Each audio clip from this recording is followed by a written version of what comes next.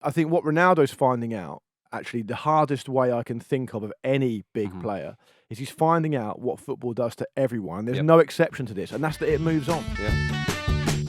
Joao Felix couldn't believe his luck. Yeah. That he had when he got the ball, he was like, oh, he's actually making. I've got someone to slot it to. He's going to be about 3 to 10 million more for Aston Villa to buy next season, which is obviously. Oh, it was Felix. Yeah, okay. It is absolutely insane, and in a way, a real testament to the cultural power that Cristiano Ronaldo has. That it's even been much of a debate that, for example, the principles that anyone who watches football reasonably carefully knows, like i.e., if you have a player who presses from the front for you, who makes runs for you, who makes it difficult, and who opens the pitch up a bit more when you've got the ball. Players like Bruno, particularly, who has had a good tournament compared to his. He's been very good. Can actually do more. So are you saying that Fernando Santos was vindicated with dropping Ronaldo and starting Ramos? It gave him a bit of identity. But the thing is, it doesn't.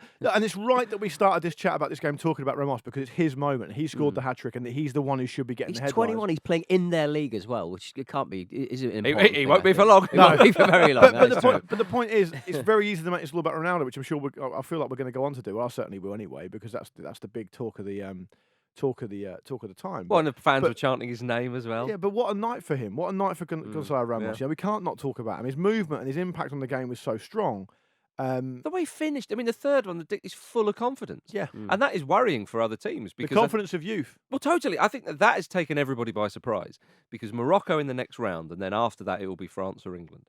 I think everyone who thought could get Portugal over, you're thinking, right, well, how do we play against Ronaldo? And I think with Morocco, with their energy, with their guile and so on, they probably think, we'll do a job on it. It's a really good game. Yeah, now it's like, oh, right, hang on, we've got something else to think about. It's the best thing that could have happened because now he hasn't got to have a conversation with anyone, the manager. He can just say, we're going to carry on. Yeah. And I think what Ronaldo's finding out, actually, the hardest way I can think of any big player, is he's finding out what football does to everyone. There's no exception to this, and that's that it moves on. Yeah. And he's fallen foul of his own ego because when you're a player as good as him, you can do it all on your own terms until you can't. And now he can't. Yeah. And it's a really, really heavy fall for him. He could have managed his retirement really respectfully, all on his own terms. Professionally, he could have done it like that.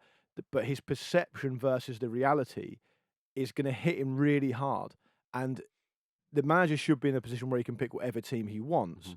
And the justification of what he did last night is there for everyone to see. And that's tough for Ronaldo. And it makes me feel like I wish I was there when I wish I could see footage of Ramos going back into the dressing room and Ronaldo was there if he was there, because we heard again that he left early. Because it would have been like a dad coming back early from a house party or something. It would have been like a kid having an amazing house party. Everyone's having a great time. And unexpectedly, the dad comes home. The spectre. And everyone's looking at their feet. And how Ronaldo can't see or refuses to see the impact that has, because that's obviously the case. But do you think when you talk about it, he'll fall very hard and he can't see? Well, he is falling hard right now. Do you think Piers Morgan has added to that? I think, I mean, Jesus. Piers Morgan. I'd have loved to have seen Piers. Imagine that. Oh, he's been texting me that he's not starting. It's an absolute disgrace. The first one goes in. Yeah, well, Ronaldo was the second one. The third. Shut up, you wanker.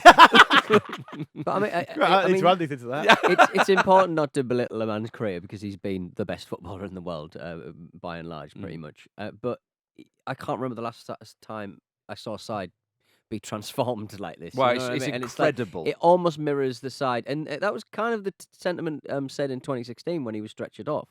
Like, oh, now we can play a bit more. Well, they'll galvanise to a certain extent. But he's had an awful year. Exactly, and it's not. He's had an awful year privately. He's had and I don't know many people who can come back from that. And he's losing his career in the same year. I think there's obviously bigger things at play. I think, but I'm not. But it's his attitude. I'm not trying to denigrate his career. I respect. Well, you can't. He's one of the best athletes of all time. But hang on, because I think the argument I'm making has been missed. I'm not trying to denigrate his career. I'm saying he's denigrating his own career. Yes, and we are bearing witness to that. Like his sister came out on Instagram saying it's shameful that people are humiliating him and he's given so much for the game. No, we're not. What's happening is Cristiano Ronaldo's put himself in a position where other people are having to make decisions, and he could have done it on his own terms. And many, many great players over the years have done exactly that, and he's refusing to, and he can't see the reality in front of his eyes because he's taken, in his own mind, a team game and made it all about him and only him. Yeah. and other people have been forced to make these decisions that he's well equipped to make for himself, and is so good and so respected as a player and a figure in the game that he could have done it himself, and he hasn't. And this is a tough pill for him to swallow. He's in a squad where he should be celebrating how well they're doing, getting to the quarterfinal and perhaps going even further. And he's not. He's leaving places early. He's leaving Manchester United early. He's dropped out of Manchester United and is now going to play somewhere else. Like, he can't see it. And I think it's sad. And I think the people close to him should intervene and say, come on. You know, you've got to do the right thing. I don't think he's that. It's like Elon Musk, isn't it? No one's going to do it with Elon Musk. You would think a big machine. He's basically Elon Musk. You'd think someone like Ronaldo would be surrounded with advice merchants, PR, and all that stuff. But I don't think he is. Like, he just seems to be a very lonely man operating a very, very lonely, last couple of years of a career, really. And it's kind of like the national team in football has room for vibe merchants. You know, the Spanish team carried one. Pepe Reina. Like, you can be that kind of an elder statesman, let's fucking get into them kind of guy. You could be that. You could be like a half coach, kind of bit part, 5 minute here, 5 minute there player and enjoy yourself. But because of the competitiveness that you need to get to his where level, you become legally insane. You are spot on, Pete. And I think, as people were pointing out on Twitter, it was like, it's got so bad, he's trying to claim goals that he never scored. With that one, no, it touched my hair. It didn't.